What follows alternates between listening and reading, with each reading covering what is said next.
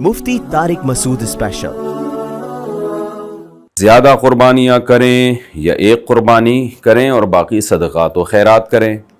अगर कोई शख्स एक वाजिब क़ुरबानी करता है, बाकी नफली क़ुरबानी के बजाय गरीबों की नक़द माली इमदाद करे तो सवाब कौन सी सूरत में ज़्यादा होगा?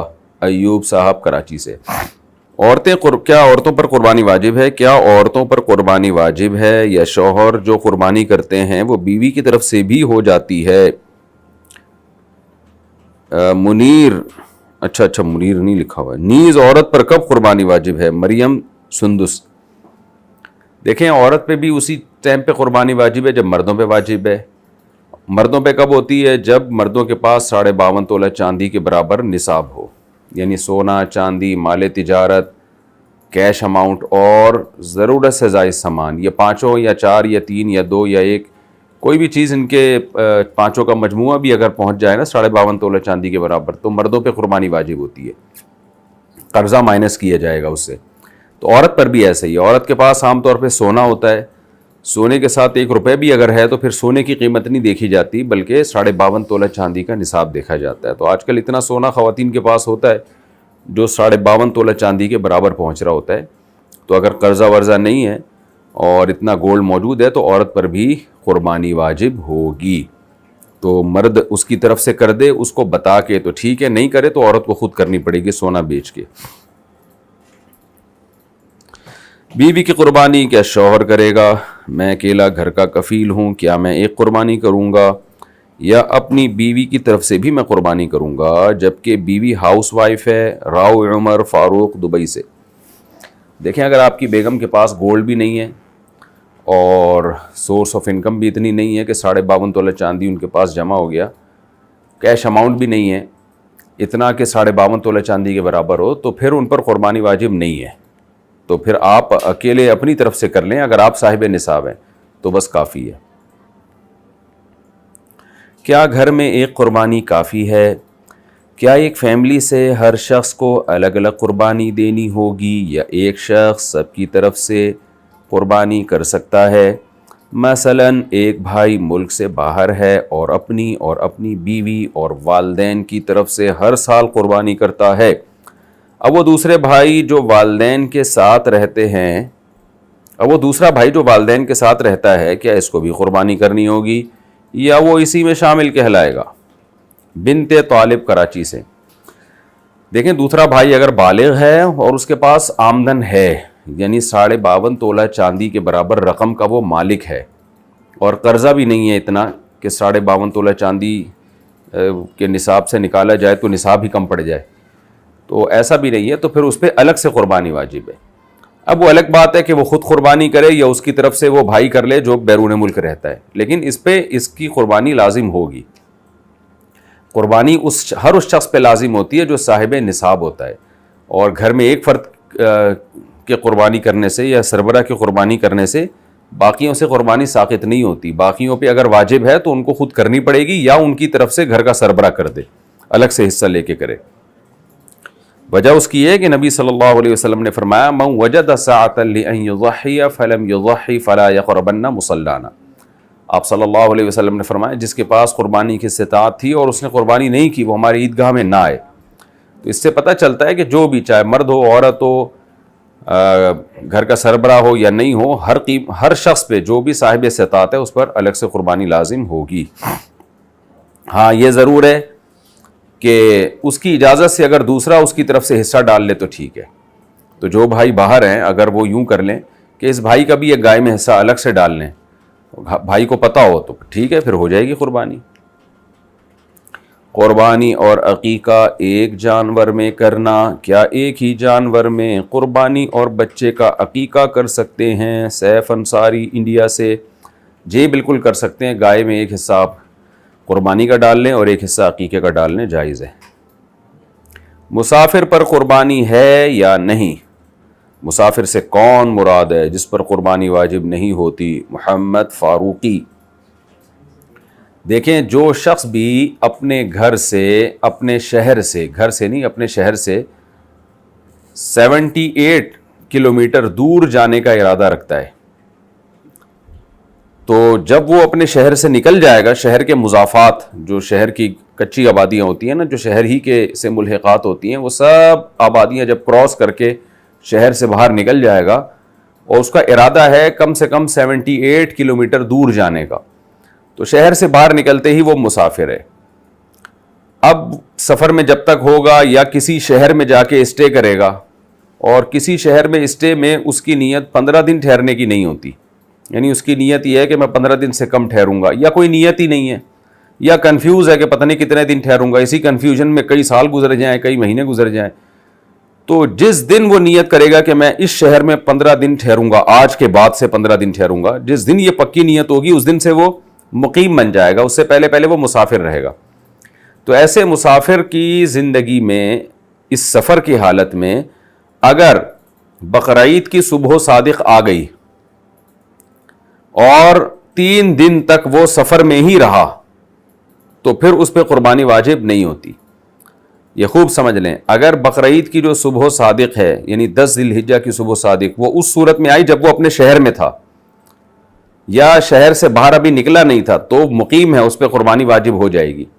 لیکن اگر صبح صادق آئی اس حال میں کہ وہ شہر کو چھوڑ چکا تھا اور سفر میں ہے، اور 3 دن اسی حالت میں گزر گئے، یعنی 10 11 12 ذی الحجہ کی مغرب تک وہ سفر میں رہا، تو اس پر قربانی اس سال واجب نہیں ہوگی۔ لیکن اگر 12 ذی الحجہ کی کا سورج غروب ہونے سے پہلے وہ دوبارہ مقیم بن گیا، تو بھی اس پہ قربانی واجب ہو جائے گی۔ تو یہ مطلب ہے کہ سفر میں بقرعید کے پورے 3 دن گزر جائیں گے نا، اس کو صبح صادق سے لے کے تیسرے دن کا سورج غروب ہونے تک کا یہ سفر میں ٹائم گزر گیا، تو ایسے شخص پہ پھر قربانی واجب نہیں ہے مسافر ہونے کی وجہ سے۔ زیادہ قربانیاں کریں یا ایک قربانی کریں اور باقی صدقات و خیرات کریں۔ اگر کوئی شخص ایک واجب قربانی کرتا ہے، باقی نفلی قربانی کے بجائے غریبوں کی نقد مالی امداد کرے، تو ثواب کون سی صورت میں زیادہ ہوگا؟ ایوب صاحب کراچی سے۔ دیکھیں، ثواب کے نا مختلف اقسام ہیں۔ صدقے خیرات میں الگ قسم کا ثواب ملتا ہے، قربانی میں الگ قسم کا ثواب ملتا ہے، حج میں الگ قسم کا ثواب ملتا ہے، اور نماز میں الگ قسم کا ثواب ملتا ہے۔ ہمیں تمام قسموں کے ثواب کی ضرورت ہے، ہم ایک قسم کی وجہ سے دوسری قسم کو چھوڑ نہیں سکتے۔ اب مثال کے طور پر جو لوگ ہر سال حج کرتے ہیں، لوگ ان پہ اعتراض کرتے ہیں کہ ایک دفعہ حج کرو، پھر اگلے سال حج کے بجائے وہ پیسے کسی غریب کو دے دو۔ تو ٹھیک ہے، غریب کو دینے کا الگ نوعیت کا ثواب ہے، لیکن حج کرنے کا جو ثواب ہے وہ الگ قسم کا ثواب ہے۔ تو یہ نہیں کہا جا سکتا کہ جی حج چھوڑ دو غریبوں کی مدد کرو، یا غریبوں کی مدد چھوڑ دو حج کرو۔ تو ہر ایک کے حالات مختلف ہوتے ہیں۔ اصولی طور پر تو شریعت یہ چاہتی ہے کہ آپ کے پاس مختلف انواع کی عبادتوں کا ثواب ہونا چاہیے، مختلف قسم کی عبادتوں کا ثواب ہونا چاہیے۔ تو کوشش کریں ساری عبادتوں کو زندہ کریں آپ۔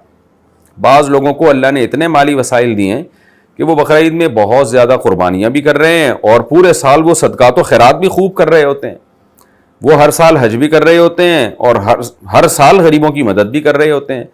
تو ایسے لوگوں کو تو ہم یہی کہیں گے کہ ایسا نہ ہو کہ آپ ایک عبادت چھوڑ کے دوسرے کو فوکس کریں، ساری عبادتوں کی اللہ توفیق دے رہا ہے تو ساری کریں۔ تو جو اتنے مالدار لوگ ہیں وہ قربانی بھی بہت کریں بقرعید کے دنوں میں، اور غریبوں کی مدد بھی، یعنی الگ سے پیسے بھی پورے سال وہ دیتے رہتے ہیں، صدقہ خیرات کرتے رہیں۔ تو ایسے مالداروں کو تو یہی مشورہ دیا جائے گا کہ بقرعید کے دنوں میں زیادہ قربانیاں کریں۔ وہ وجہ اس کی ہے کہ صدقات و خیرات تو پورے سال ہوتا رہے گا، قربانی کے 3 دن ہے، اس کے بعد یہ موقع نکل جائے گا، اس کے بعد جانور ذبح کرنا کوئی عبادت نہیں ہوگا۔ تو اس لیے ایسے موقع پہ جانور ذبح کرنے کی جو فضیلت ہے وہ بقرعید کے 3 دنوں میں ہی حاصل ہوگی، لہذا اس فضیلت سے آپ محروم ہو جائیں گے پورے سال۔ تو جتنا بڑھ چڑھ کے ہو سکے وہ زیادہ سے زیادہ قربانی کریں، اور اس میں پھر گوشت صدقہ کر دیں، وہ غریبوں کو کھلا دیں گوشت، تاکہ دونوں ثواب مل جائے۔ یہ ان لوگوں کے لیے جو بہت مالدار ہیں، جو پورے سال خوب صدقات و خیرات کرتے ہیں۔ لیکن درمیانی درجے کی آمدن والے لوگ یا غریب طبقہ، وہ کیا کرے؟ وہ اگر ایک حصہ قربانی کر رہا ہے تو چونکہ ان کے لیے پیسے جمع کرنا مشکل ہوتا ہے، اور پورے سال وہ اتنے صدقات و خیرات کرتے بھی نہیں ہیں، تو وہ اگر زیادہ قربانیاں کر لیں گے تو وہ صدقات و خیرات والے فضائل سے محروم ہو جائیں گے۔ جو نبی کی جو تعلیمات ہیں کہ بڑھ چڑھ کے صدقات و خیرات کرنا، تو ان لوگوں کو مشورہ یہ دیا جائے گا کہ بھائی آپ بقرعید کے دن قربانی ایک کریں، باقی جو اضافی پیسہ ہے وہ غریبوں کی مدد میں آپ زیادہ لگائیں، کیونکہ اس نوعیت کا جو ثواب ہے آپ زیادہ حاصل نہیں کرتے، صدقات و خیرات والا کرتے ہوں گے لیکن زیادہ نہیں کرتے. تو اس لیے جو درمیانے درجے کے لوگ ہیں یا غریب لوگ ہیں وہ ایک قربانی کر لیں اور باقی پیسے وہ اپنے جو غریب رشتہ داروں میں یا کہیں بھی ان پہ خرچ کریں، تاکہ اس فضیلت کا ثواب بھی ایک وافر مقدار میں حاصل ہو آپ کو. لیکن جو اللہ نے جن کو بہت پیسہ دیا ہے تو وہ بھائی دبا کے قربانی کریں، پھر وہ اس میں کوئی حرج نہیں ہے.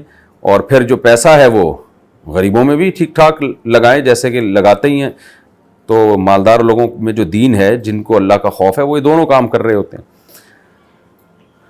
تو اس میں کوئی حرج نہیں ہے. لیکن درمیانی درجے کے لوگ اور متوسط درجے کے لوگ، ان کو یہی چاہیے کہ صدقات و خیرات زیادہ کر لیں اور قربانی ایک کر لیں، بہتر ہے یہ. باقی جائز تو سب کچھ ہے، زیادہ قربانی کر لے تو بھی ٹھیک ہے. اچھا بھائی، مرحوم والد کی طرف سے قربانی کرنا. میرے والد صاحب کا انتقال ہو چکا ہے، کیا اب میں ان کی طرف سے قربانی کر سکتا ہوں؟ اعجاز احمد خان کشمیر سے. جی بالکل قربانی کر سکتے ہیں. تو اس قربانی کا گوشت بھی آپ کھا سکتے ہیں، کیونکہ ہوگی وہ آپ ہی کی طرف سے، ثواب والد کو پہنچ جائے گا، تو جائز ہے، باعث برکت ہے. نابالغ کے نام پہ قربانی کرنا، نابالغ پر قربانی کرنا واجب نہیں، لیکن اگر اس کے نام پہ کوئی قربانی کی جائے تو جائز ہوگا یا نہیں. نعیم الظفر ممبئی سے. دیکھیں جب گھر میں بچوں کی طرف سے قربانی کی جاتی ہے تو اصل میں وہ ہوتی بڑوں کی طرف سے ہی ہے، بس نیت یہ ہوتی ہے کہ اس کا ثواب اس بچے کو بھی مل جائے، تو وہ بچے کی ہوتی نہیں ہے، کیونکہ بچہ مکلف نہیں ہے عبادت کا. بالکل اس کی مثال ایسے ہے جیسے ہم مرحوم کے لیے قربانی کرتے ہیں، تو مردہ تو عبادت کا اہل ہی نہیں ہے، تو ہوتی آپ ہی کی طرف سے، ثواب اس کا فلاں کو پہنچتا ہے. تو ایسے ہی گھر میں بچوں کی طرف سے جو حصے ڈال رہے ہوتے ہیں وہ ہوتے بڑوں کی طرف سے ہی ہیں. قربانی کی نیت سے جانور پالا تو کیا بیچ سکتے ہیں؟ کسی نے قربانی کی نیت سے 8 بکرے خریدے اور ان کو پالا، وہ آدمی مالدار بھی ہے، کیا وہ ان بکروں کو بیچ کر اپنی کوئی ضرورت پوری کر سکتا ہے؟ عابد حسین کراچی سے. جی ہاں، غریب آدمی جو ہے نا اس پر قربانی واجب ہوتی ہے بکرا خریدنے سے، کیونکہ اس پہ ویسے تو واجب تھی نہیں. تو جب بکرا خریدے گا تو وہ بکرا متعین ہو جائے گا، تو غریب کے لیے جائز نہیں اس بکرے کو بیچ کے اپنے کاموں میں استعمال کرے، الا یہ کہ کوئی شخص ضرورت ہو تو اس پہ پھر الگ فتویٰ دیا جاتا ہے. دونوں قول ہیں، لیکن راجح بات یہی ہے کہ پھر وہ قربانی کے لیے متعین ہو جاتا ہے. لیکن مالدار آدمی پر قربانی چونکہ پہلے سے واجب ہوتی ہے، بکرا خریدنے سے نہیں ہوتی، تو اس لیے وہ خرید کے بکرا بیچ بھی سکتا ہے. اگر خرید لیا اس نے قربانی کی نیت سے تو قربانی تو پہلے سے واجب تھی، تو یہ بکرا متعین نہیں ہو جاتا اس کے لیے. تو پھر وہ کیا کرے گا کہ اگر اس نے بیچ کے اپنی کوئی ضرورت پوری کرنا چاہے تو بھی کرے، لیکن پھر اس کو الگ سے قربانی کرنی پڑے گی. یکم ذی الحجہ کے بعد ناخن اور بال کاٹنے کا حکم. ذی الحجہ کے پہلے 10 دنوں میں بال اور ناخن نہ کاٹنے کی شرعی حیثیت کیا ہے؟ کیا یہ صرف قربانی کرنے والوں کے لیے ہے یا سب مسلمانوں کے لیے ہے؟ نیز اگر کسی کی حجامت زیادہ بگڑی ہوئی ہو تو کیا وہ ان دنوں میں بال بنوا سکتا ہے؟ رحیم داد 4 صدہ سے. دیکھیں امام احمد بن حنبل کے نزدیک یہ واجب ہے کہ جس نے قربانی کرنی ہے وہ اپنے بال اور ناخن نہ کاٹے ذی الحجہ کا چاند نظر آنے کے بعد، قربانی کے بعد کاٹے گا وہ بال اور ناخن. لیکن باقی ائمہ کے نزدیک یہ مستحب حکم ہے، استحبابی. حدیث میں جو آتا ہے کہ جس نے قربانی کرنی ہے وہ اپنے ناخن اور بال نہ کاٹے، تو یہ مستحب حکم ہے، یعنی استحباب ہے، لازم حکم نہیں ہے. تو بہتر تو یہی ہے کہ جس نے بھی قربانی کرنی ہو تو وہ ذی الحجہ کا چاند نظر آنے کے بعد اپنے ناخن اور بال نہ کاٹے، جب اس وقت کاٹے جب جانور کے گلے پہ چھری چل جائے، اس سے پہلے نہ کاٹے، بہتر ہے. تو اگر کسی کے بہت زیادہ پہلے سے بڑھ چکے ہیں، تو اتنے بڑھ چکے ہیں کہ جو شریعت میں ناجائز مقدار ہے وہاں تک پہنچ گئے ہیں، جیسے ناخن خوب بڑے ہو گئے، تو پھر تو اس پہ کاٹنا واجب ہے، کیونکہ پھر تو نماز مکروہ ہوتی ہے. آپ کے ناخن اگر بہت زیادہ بڑے ہو جائیں یا بغلوں کے بال بہت زیادہ بڑے ہو جائیں، 40 دن تک آپ نے کاٹے ہی نہیں تھے، تو اب تو ہر صورت میں کاٹنا واجب ہے. تو یہ ان لوگوں کے لیے جو حد اعتدال سے جن کے بال اور ناخن تجاوز نہ کیے ہوں، ان کے بال اور ناخن نے.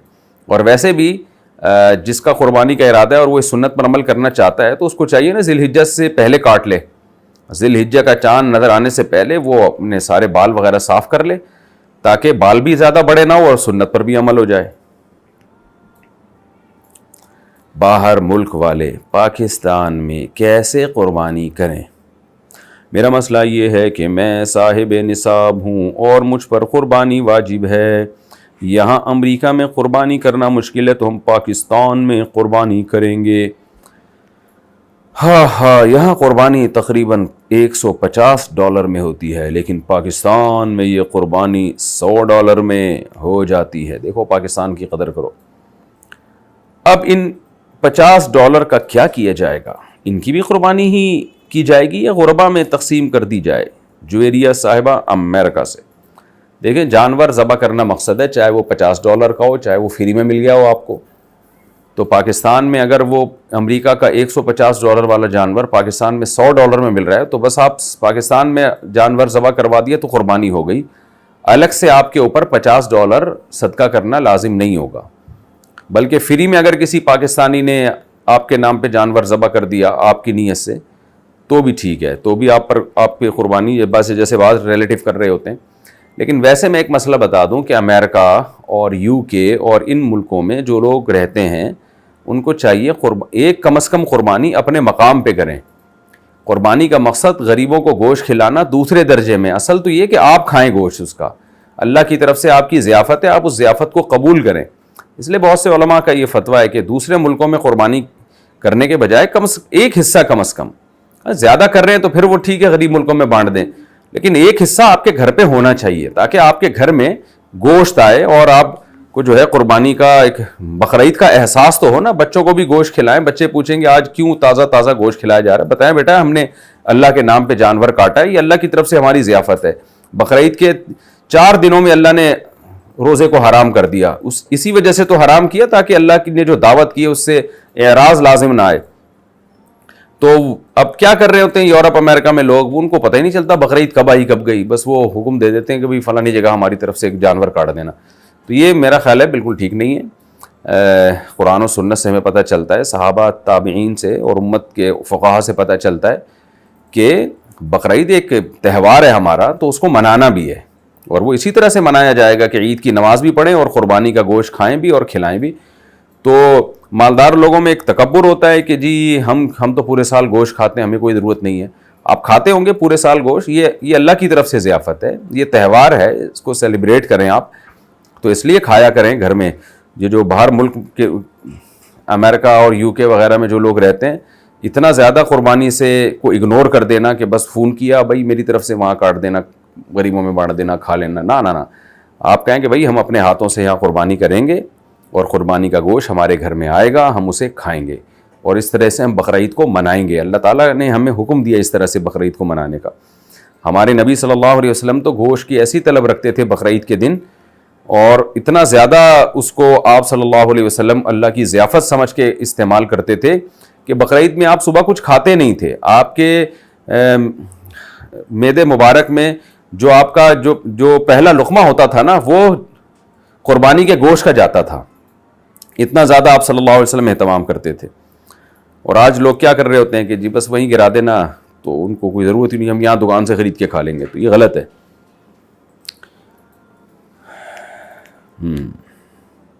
وقف قربانی کا حکم۔ وقف قربانی کیا ہوتی ہے؟ کیا یہ قربانی کرنے سے واجب پورا ہو جاتا ہے؟ محمد حسن کراچی سے۔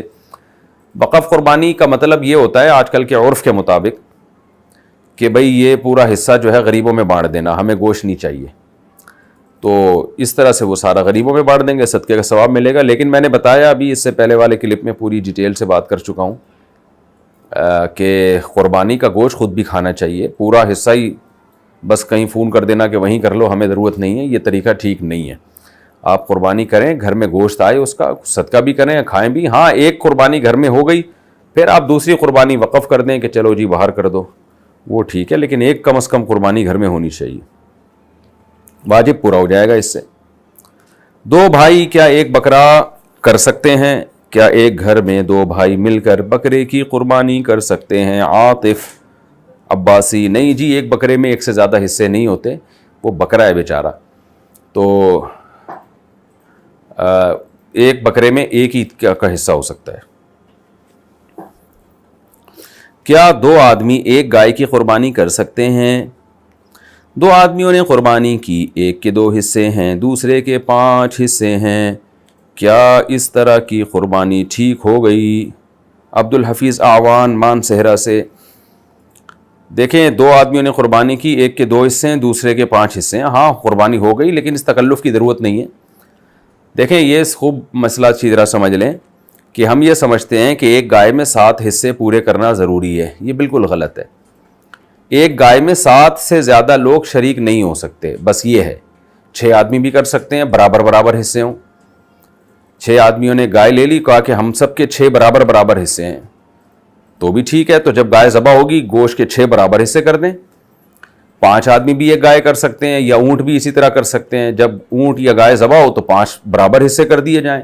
4 آدمی بھی کر سکتے ہیں، 3 بھی کر سکتے ہیں، 2 بھی کر سکتے ہیں کہ آدھی آدھی گائے 2 بندوں کی ہو جائے. تو اس طرح سے بھی قربانی ادا ہو جائے گی، اور یہی طریقہ صحیح ہے. لوگ یہ سمجھتے ہیں کہ جی 7 پورے کرنا ضروری ہے، تو تکلف کر رہے ہوتے ہیں. اب 2 آدمیوں نے گائے لی، اب کیا کہہ رہے ہوتے ہیں بھئی ایک کے جو ہے نا 4 حصے، دوسرے کے 3 حصے. تو بھئی 4 اور 3 کے بجائے آدھا آدھا کر لو. تو وہ بھی ٹھیک ہے، 4 اور 3 حصے اگر کر لیے، لیکن آدھا آدھا کر لیں. تو وہ سمجھتے ہیں کہ آدھا آدھا نہیں ہو سکتا، 7 پورے کرنے ہیں. تو یہ غلط ہے. تو 7 سے زیادہ شریک نہیں ہو سکتے، 7 سے کم جتنے چاہیں برابر برابر شریک ہو سکتے ہیں. اونٹ میں کتنے حصے ہیں؟ جی اونٹ میں 10 حصے ہیں یا 14 حصے ہیں. شہاب اظہار امریکہ سے. نہ 10 ہیں نہ 14 ہیں، اونٹ میں 7 حصے ہوتے ہیں. بھائی صاحب اونٹ ہے وہ، 14 کہاں سے نکالیں گے؟ اس میں 7 حصے ہوتے ہیں. بعض لوگ حدیث سے استدلال کرتے ہیں کہ 10 تو وہ مال غنیمت سے متعلق ہے. باقی اس حدیث کی ڈیٹیل پھر کسی اور وقت بتاؤں گا. احناف کے نزدیک جو مضبوط قول ہے دلیل کے لحاظ سے بھی وہ یہی ہے کہ اونٹ میں بھی 7 حصے ہی ہیں جیسے کہ گائے میں ہیں.